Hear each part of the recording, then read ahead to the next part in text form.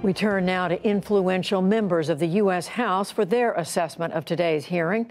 First up, Representative Doug Collins of Georgia. He is the highest-ranking Republican on the House Judiciary Committee. Congressman, welcome back to the NewsHour. Great to be back with you, Judy. So I assume you were able to hear a lot, if not all, of what was said today. What did you come away with? Well, I think the big takeaway for today is nothing new. This was not, the hearing was just a regurgitation of what we had been heard leaked out from Adam Schiff in the closed-door hearings. We've already seen the transcripts from both of these witnesses. So really what we heard today was just simply a public airing of what we've already read. I guess sort of a, making it a TV kind of movie out of a transcript already there. But the big takeaway at the end of the day was there's nothing new here. We go back to the basics then. If there's nothing new in the testimony, then what do we know? We know that the call itself, there was no quid pro quo. We know that from coming out from today, there was no linkage. In fact, Mr. Ambassador Taylor kept saying there was no linkage that he had. He had conversations with Zelensky in which it never came up. We also found that they did get the aid and they did nothing to get it. So as we look forward to this and that there was no pressure. So at the end of the day, I sort of asked the question, and I've heard all these comments about how amazing this day was. At the end of the day, there was nothing new here. Well, as you know, the Democrats have a very different view of this. They would point to the testimony and say that there was linkage in those conversations, not just the phone call, but otherwise. You also had Ambassador Taylor saying today that he had an aide who, after he testified in closed session, an aide who told him about overhearing President Trump refer to investigations. So we know there are two different sides or interpretations. But at this point, your committee, the Judiciary Committee, will receive whatever comes out of this committee, the Intelligence Committee. And you and other Republicans today sent a letter to the leadership of the House today. What are you asking for? Well, we would like to at least see if they're going to actually do this, then actually bring it back to historical norms. That's what we're missing right now. And not only in the substance, there's no substance here that actually is a problem. We've actually called that sort of funny. You bring up the only thing that they bring up today that is new was an overheard hearsay phone call. If there was nothing more in this testimony today, it was a lot of hearsay. So if I was Democrats, I'd hang on to everything I could too.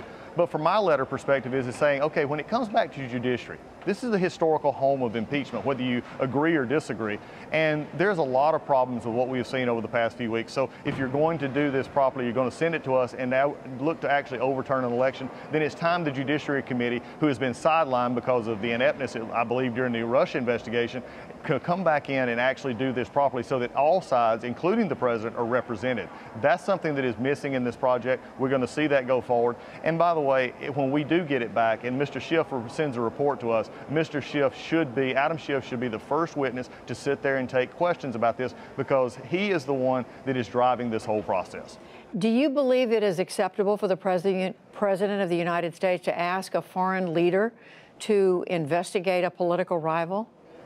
I'd reject the premise of the question. I think what we have here is a president who actually asks about corruption, which he is required to do under the law. Now, where that corruption may lead is up to whoever committed the corruption. And we have already had outside sources, not the president, mainstream news sources who reported the problems with the Hunter Biden situation and Joe Biden situation. In fact, even the gentleman today, Mr. Kent, talked about that, and he raised concerns about Hunter Biden's proximity in this Burisma. So at this point in time, what he was asking for was to investigate what went on through the Ukraine in the 2016 election. Now, this is often missed, Judy. The 2016 election, Ukrainians were very big in what we now know as a Russian collusion or Russian hoax that fell flat in the Mueller investigation. Ukrainians were involved in that in many different ways, from Mr. Manafort to the Black Ledger to other things that we have seen. Well, so this is what he was actually asking for. So we can spin it however we want to, but there is a legitimate reason to ask about corruption in the Ukraine. Well, you are correct that there are questions raised that are still out there about the role that Hunter Biden played in that energy company in Ukraine. But at the same time, two other points. Number one is, as I understand it, it is not proven. There hasn't been anything proven about Ukraine's involvement in the 2016 election. And we know in that phone call between President Trump and the president of Ukraine, President Trump never used the word corruption. At least that was what was testified today. But what I want to come back to you finally. Well, can I jump in right there, Judy? Sure. You said Ukraine, and I want to be very specific here. I did not say Ukraine as a country. I said Ukrainians. And that was a mix that was coming through Ukraine, through the Ukrainians who were there. So let's not, I mean, I don't want it to be mixed up to say the Ukrainian state was part of this. There was Ukrainians in this mix. So that's the main point that I want to make there, just to clarify. And what I meant to say, the word corruption, according to the transcript, didn't come up in that conversation. But just very quickly, how long do you think this process is going to take? What's your expectation? Well, I think right now what it looks like from Adam Schiff and what he said is there going to be one more hearing on public hearing on Friday. Then we have set up for, I believe, 8 more witnesses coming in next week to do public hearings.